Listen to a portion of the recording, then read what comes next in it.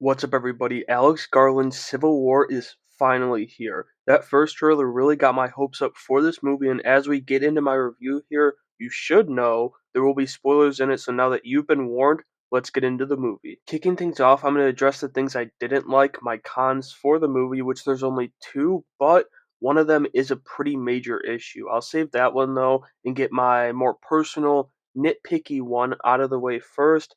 And it's just that I wanted more time with some of the side characters. Like, I think Nick Offerman and Jesse Plemons might have had 10 combined minutes of screen time. Now, those two don't portray particularly, how should I say it, likable characters, likable people, but the performances were great when they were around. The bigger, more serious issue I had with the movie was the story actually. It felt very shallow and maybe this goes to the runtime too, but this one was the only about an hour and 45 minutes long, so the runtime could affect it a little bit there, but I think it's more the story itself.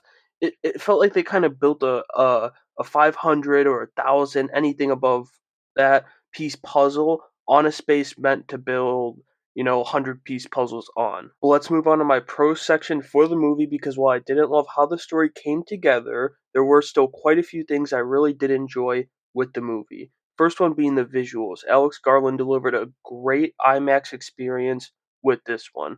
The one scene that was cemented in my mind afterwards though is the one in the I think it's in the first hour of the movie where they're leaving New York and going down that slim road with the forest on each side of them and it's on fire and you have the embers just blowing in the wind. It was great. Then there's a cast. As I said earlier, you had names like Jesse Plemons and Nick Offerman barely getting any screen time, and while I would have liked more, the main four held down the fort.